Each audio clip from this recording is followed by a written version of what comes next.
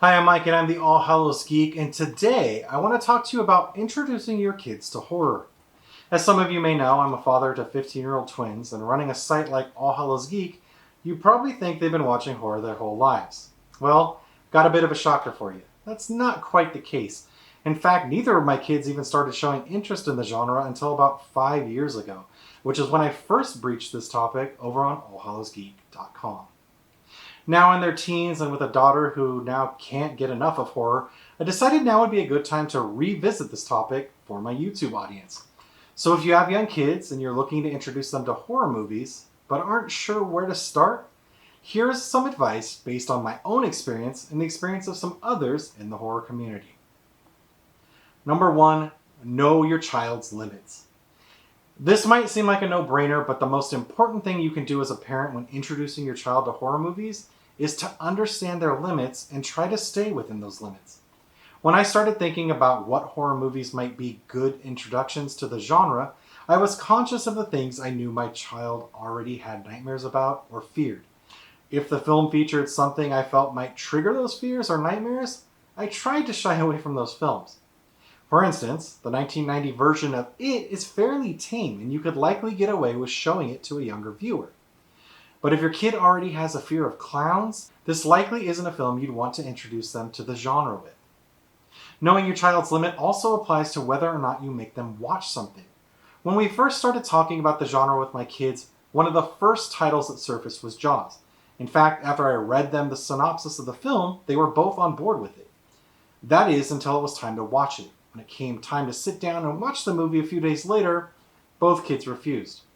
When we tried again about a week later, my daughter still wasn't up for watching it. And I recognized then that there was something about the film that still bothered her, and so we opted to skip Jaws as a gateway horror movie.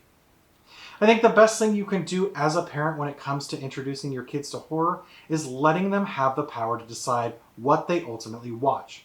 Now, this doesn't mean they get to decide what content is appropriate for them, but it gives them the choice to say yes or no to the movies you present them with. Most kids who discover horror either do so because they watch it when they're not supposed to, or they ask a parent and a parent lets them. In both of these scenarios, the child is choosing to watch the material at their own accord. While in these instances it can sometimes result in being too soon or too much for the child, it's still their decision and their choice that got them there. I believe that in order for your kid to have a healthy relationship with the horror genre, they need to be able to make the choice in terms of what they feel they are ready for and are curious about. Finally, when it comes to knowing your child, also consider any physical, emotional, or other limitations that may need to be considered.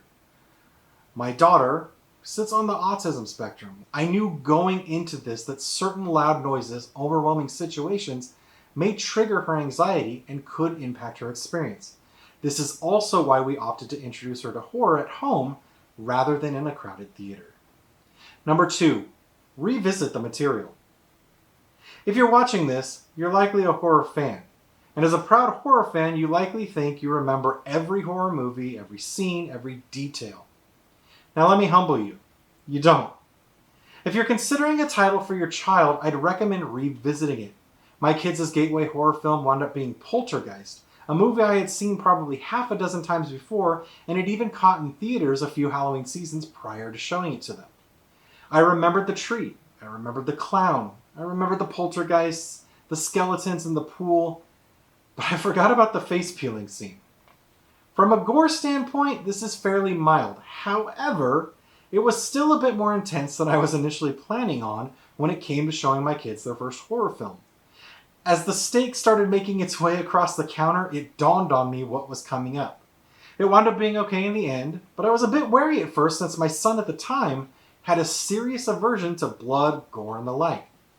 Before you pick the films you are considering letting your kids watch, I would highly recommend you revisit the film and make sure there is nothing in the film that could trigger a negative experience for your child based on some of the things I've outlined previously. Number 3, talk about what you watch. As I mentioned previously, when we were exploring movie options, I read to my kids or let my kids read the synopsis of the films we were considering. They also got to look at the DVD or Blu-ray art if it was something we weren't streaming, so that they could get a sense of what they would experience in the film. I also gave them a sense of what things may happen in the movie that may scare them, but let them know that I personally felt they could handle it. Maybe even more important than discussing the film before watching it is making sure you're open to discussing it with your kids after they watch it. Just because your child is okay with a movie doesn't mean they'll understand everything that happened or all the themes in the film. If your child has questions or concerns after watching a movie, the best thing I feel you can do is to be open with them and talk about what's on their mind. I had to do this after watching Poltergeist in order for them to fully comprehend what happened in regards to the homes being built on top of the cemetery and why that might cause things to happen. Number 4. Consider genre-adjacent or classic films. If you're really unsure how your kid will handle horror, and nothing I've suggested thus far has helped, consider genre-adjacent films as a way to get your kids' feet wet. As a lover of horror and Halloween, my kids were exposed to things related to the genre really early on, and were always curious, but were obviously not yet in an age where I felt they were old enough to watch actual horror films. To satisfy their curiosity, I made sure to introduce them to films that wouldn't terrify them, but had some creepy elements. At their earliest stages, probably between the ages of 3 and 5, my wife and I introduced them to animated movies like A Nightmare Before Christmas, Coraline, Monster House, Corpse Bride, Paranorman, Frankenweenie, the Scary Godmother films from Cartoon Network, and the like. As they got older, we moved on from animated films to things like Gremlins, Ghostbusters, Beetlejuice, The Addams Family, and The Monster Squad. Films that aren't necessarily pure horror, but share horror film elements or themes. Another route to consider is classic horror films. By today's standards, most classic horror films aren't scary, but they can still have a spooky factor for younger kids, and they're a great way to introduce kids to the genre early on. Frankenstein, Dracula, the Wolfman, the Mummy, and the Creature from the Black Lagoon were my personal gateways to horror. While I didn't see the actual classic Universal films early on, I did experience the films through the Crestwood House's monster books in the early 80s via my school library. Sadly, by the time my kids watched some of the Universal Monsters classics, they were bored out of their mind, but that's not to say that your kid might not love them. Finally, it's important to realize that not all kids are horror kids. As much as we want our kids to enjoy and appreciate the things we do, that simply isn't always going to be the case. I mentioned early on that my son had a huge distaste for gore, blood, and the like when he was younger. His distaste for horror and all things creepy went so far that for a while we joked that he was the Marilyn in our Munsters clan, because he simply wasn't into spooky stuff like the rest of us. My daughter, on the other hand, fell in love with it. She gravitated towards all things spooky and over time asked us to expose her to more scary content and bring her along to some of the Halloween and horror events that we attended. These days, horror is her obsession, so much so that on some days, we unintentionally match. The fact that my son doesn't like the same stuff as the rest of us is okay. We exposed him to it, he appreciated it for what it was, but ultimately it wasn't his cup of tea, and that's totally fine. As I said in the beginning, every child is different, and your situation may vary. I think the key to enjoying horror as a family is to make sure your child is ready.